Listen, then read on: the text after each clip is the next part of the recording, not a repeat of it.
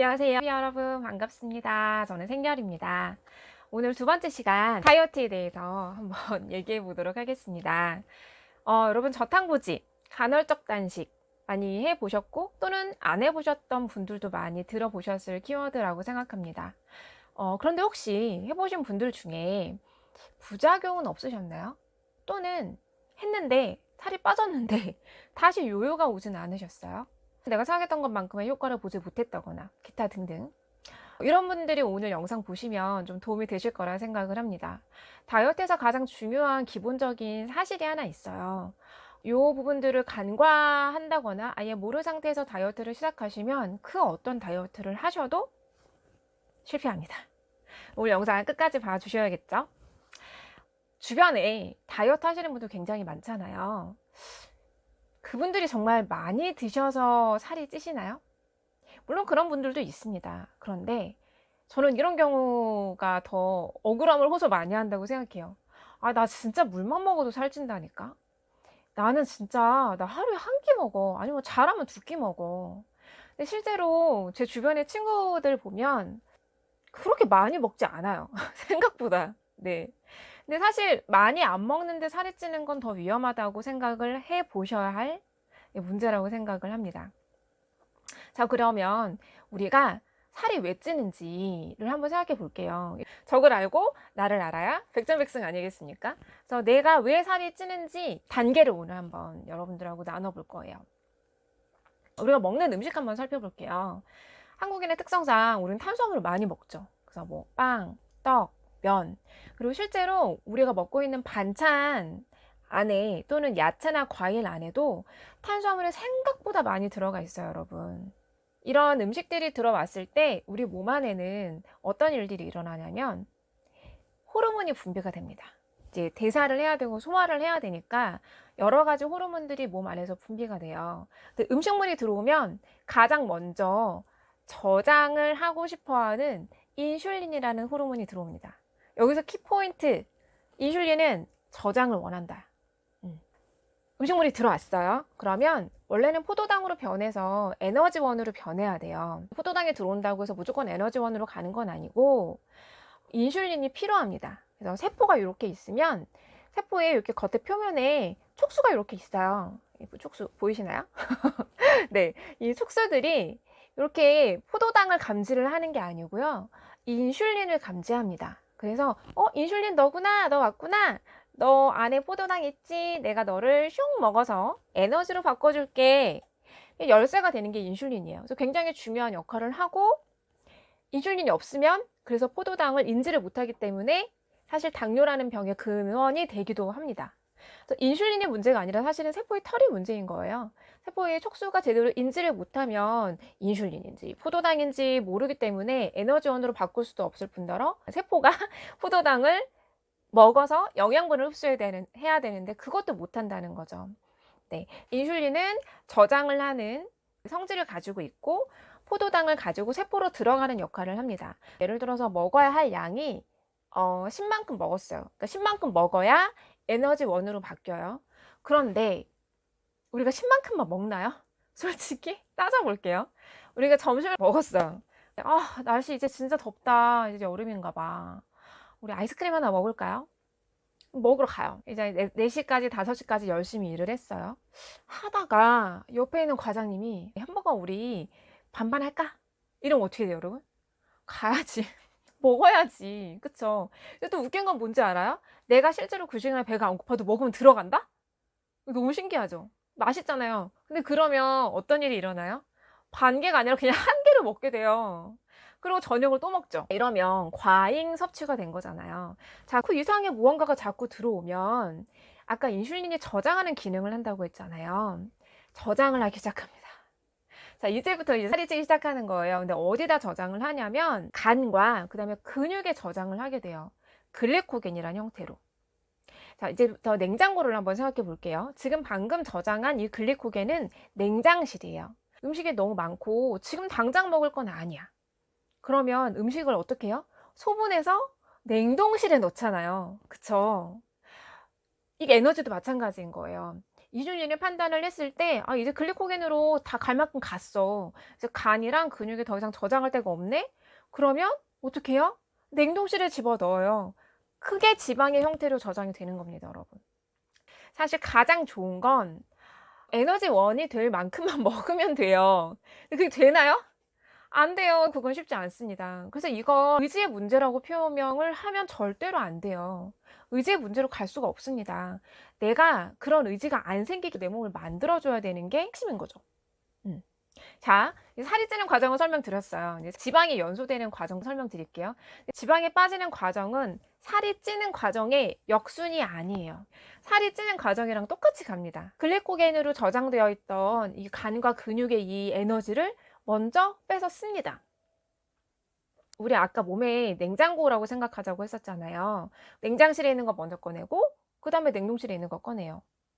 순서가 지방이 더 뒤에 있어요. 그러니까 사람들이 체감하기에 살이 안 빠지지? 라고 생각하시는 분들 되게 많은데 지방이 연소되는 순서가 제일 뒤에 있어서 그런 거예요.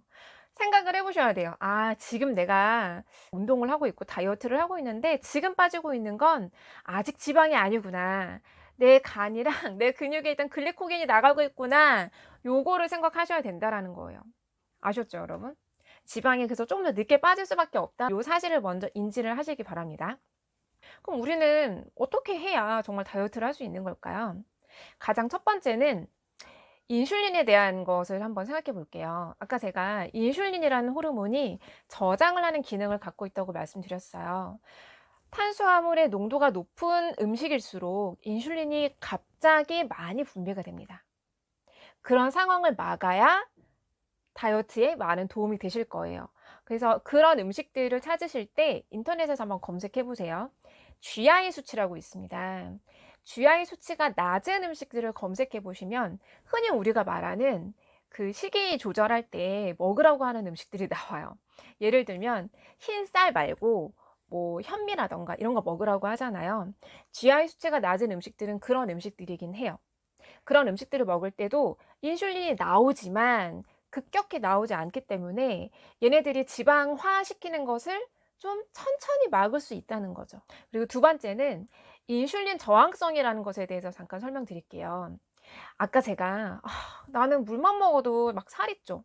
나 진짜 조금 먹거든? 또는 나 소식으로 여러 번 먹어. 이런 분들도 되게 많잖아요. 이게 인슐린이 되게 웃긴 게 내가 먹지 않아도 분비가 돼요. 습관적으로. 그런 분들이 있어요. 이 인슐린 저항성이 생긴 거예요. 먹지 않아도 이미 인슐린이 자꾸 나와버리는 습관이 생긴 거라서 내 몸을 한번 리셋해 주셔야 합니다. 인슐린이 습관적으로 나오는 상황을 아예 근본적으로 차단을 하는 거죠. 이거에 좋은 두 가지 방식이 있습니다. 첫 번째 방식은 내 위나 장을 좀 쉬게 해주는 거예요. 그래서 음식물을 좀 덜 들어오게 하면서 원래 해야 할 기능들을 좀 편안하게 할 수 있도록 도움을 주는 거죠. 그러려면 어떻게 해야 되나요?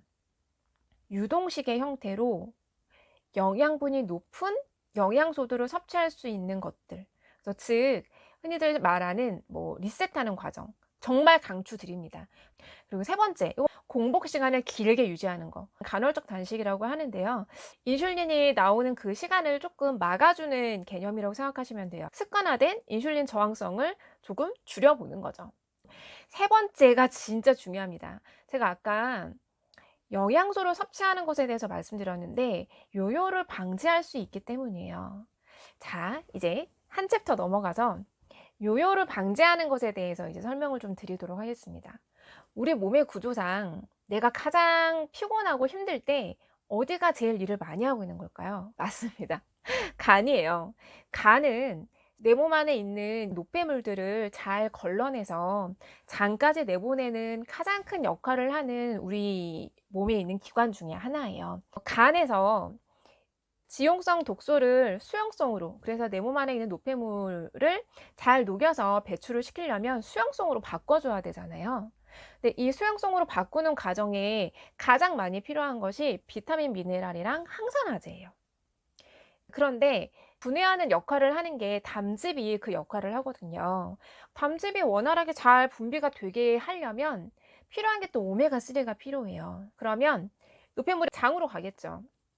장으로 이동시키는 운반하는 과정을 하는 게 단백질입니다. 좋은 단백질을 드시는 게 좋아요. 흡수는 빠르되 고단백질이 들어와야겠죠.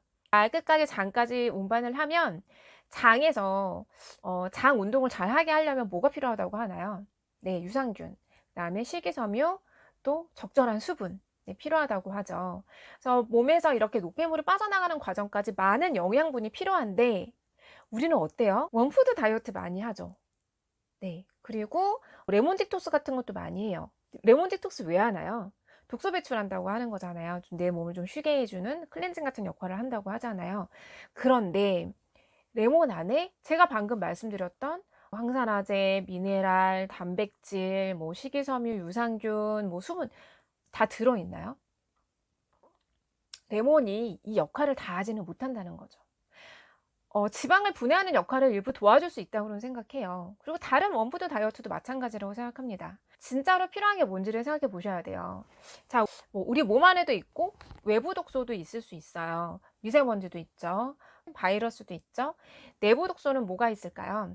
음식물 찌꺼기, 다 소화되지 않은, 생각보다 많을 거라고 생각합니다. 들여다보진 않았지만. 그리고 뭐 나는 잘 느끼지 못하지만 염증들, 그런 독소들, 요소들이 분명히 존재할 거예요.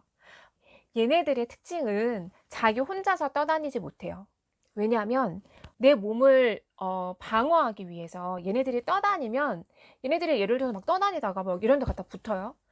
그럼 아프겠죠. 그쵸? 염증이 생긴단 말이에요. 그거를 방어하기 위해서 지방에 이렇게 감쌉니다. 그래서 지방이 통통통통 돌아다니다가 어딘가로 붙는 게 살이 되는 거예요. 자, 그래서 중요한 사실 제가 말씀드린다고 했잖아요.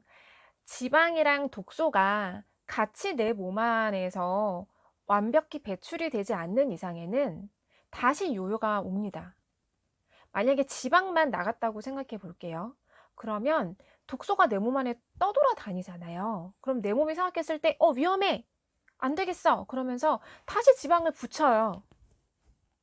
그러면 약간 이제 부피가 줄어들었을 거잖아요. 지방이 나갔을 테니까. 근데 다시 붙었으니까 다시 살이 찌는 거예요. 이게 요요예요, 여러분. 자, 그럼 우리는 어떻게 해요? 지방이랑 독소가 같이 내보낼 수 있는 다이어트 방식을 채택하면 되는 거죠. 그리고 여기에 도움되는 영양소들을 내 몸 안에 넣어주면 되는 거예요. 자, 진짜 중요한 핵심적인 거 하나 말씀드릴게요.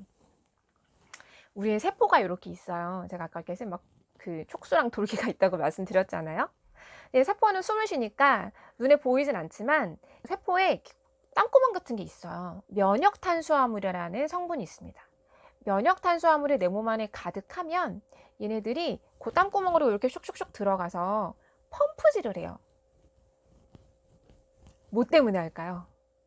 노폐물 나와라! 지방 나와라! 면역 탄수화물이 얘네들을 내보내는 역할을 해요. 오늘의 핵심 면역탄수화물 나왔어요. 자, 그래서 다시 한번 정리를 하자면 어떻게 하면 살을 뺄 수 있느냐? GI 수치가 낮은 음식을 먹고 인슐린 저항성을 낮추는 역할을 할 수 있도록 내 몸을 한번 클린을 해주고 공복 시간을 길게 해주고 요요를 방지하기 위해서 고영양분, 좋은 면역탄수화물을 섭취한다. 이 네 가지를 제가 말씀드린 거예요. 자, 요 네 가지를 잘 기억하셔서 여러분 다이어트에 많은 도움이 되시면 좋겠고, 진짜 기본 중에 기본인데 따뜻한 소금물 많이 드세요, 여러분. 이건 다이어트하고도 물론 상관이 있지만 그냥 내 몸에 진짜 굉장히 많은 도움이 됩니다. 앞으로 이런 팁은 계속해서 드리겠습니다. 네, 지금 말씀드린 기본적인 내용들을 꼭 머릿속에 담아 두시고 내가 지금 어떻게 다이어트를 하고 있는지 한번 살펴보시면 좋을 것 같아요.